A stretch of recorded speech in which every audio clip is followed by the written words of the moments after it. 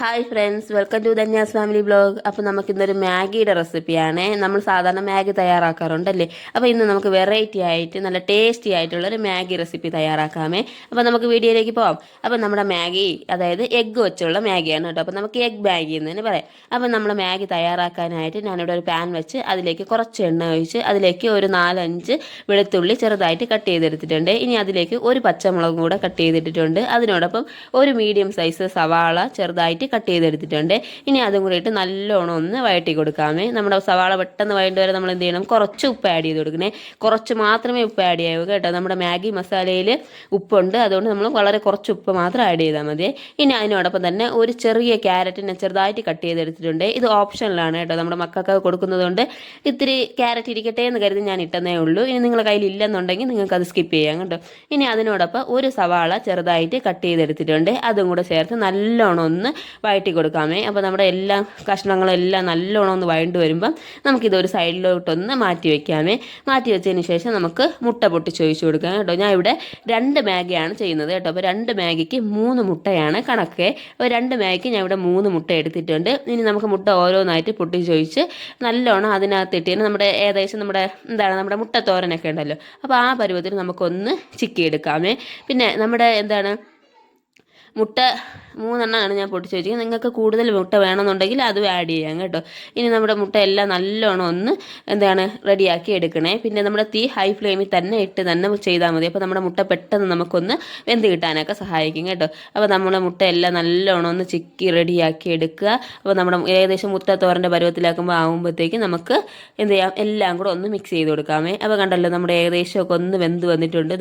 Ready ആയിട്ടുണ്ട്. മുട്ട എല്ലാം ചെറിയ ചെറിയ കഷ്ണങ്ങളൊക്കെ ആയിട്ട് മാറിയിട്ടുണ്ട്. ഇനി നമുക്കിതിൻ്റെ നമ്മുടെ കൂട്ടെല്ലാം കൂടെ ഒന്ന് മിക്സ് ചെയ്ത് കൊടുക്കാമേ. മിക്സ് ചെയ്ത് കൊടുത്തതിന് ശേഷം നമുക്കിനി പൊടികളെല്ലാം കൂടെ ആഡ് ചെയ്ത് കൊടുക്കാം. ഇനി ഞാൻ ഇതിലേക്ക് 1 ടീസ്പൂൺ കാശ്മീരി ചില്ലി പൗഡറാണ് എടുത്തിട്ടുള്ളത്. ഇനി നിങ്ങളുടെ കയ്യിലുള്ളത് എരിവുള്ള മുളകാണെങ്കിൽ 1/2 ടീസ്പൂൺ ഇട്ടാൽ മതിയേ.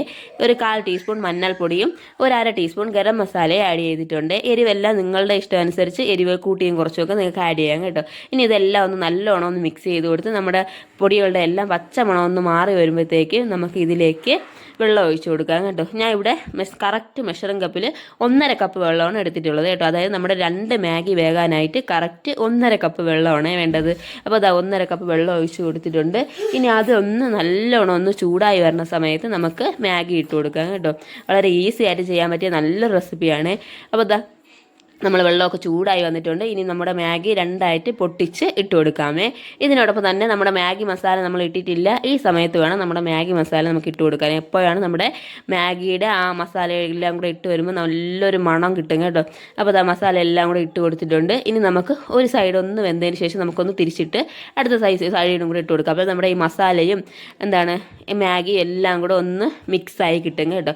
ഇനി നമുക്കിത് അടച്ച് വെച്ച് കറക്റ്റ് 2 മിനിറ്റ് ഹൈ ഫ്ലെയിമിൽ ഇട്ടുകൊണ്ട് തന്നെ 2 മിനിറ്റ് നമുക്കൊന്ന് വേവിച്ചെടുക്കാമേ. 2 മിനിറ്റ് മതി കേട്ടോ. ഹൈ ഫ്ലെയിമിൽ തന്നെ ഇട്ടോളൂ. അപ്പോൾ 2 മിനിറ്റ് കഴിഞ്ഞ് നമ്മളൊന്ന് തുറന്ന് നോക്കി, കണ്ടല്ലോ. അപ്പോൾ വെള്ളം എല്ലാം വറ്റി റെഡി ആയിട്ടുണ്ട്.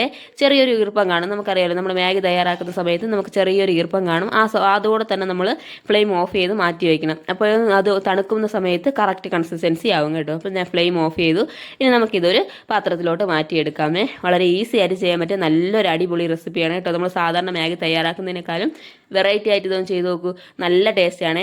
ഇനി നമ്മുടെ മക്കൾക്കൊക്കെ കൊടുക്കുന്ന സമയത്ത് കുറച്ച് ടൊമാറ്റോ സോസും കൂടെ ഒന്ന് ഒഴിച്ച് കൊടുത്ത് നോക്കും, നല്ല ടേസ്റ്റാണ് കേട്ടോ. അവർ നല്ല ഇഷ്ടത്തോടെ കഴിച്ചോളും, നല്ല ടേസ്റ്റാണ്. അപ്പോൾ എല്ലാവരും ഒന്ന് ട്രൈ ചെയ്ത് നോക്കണേ.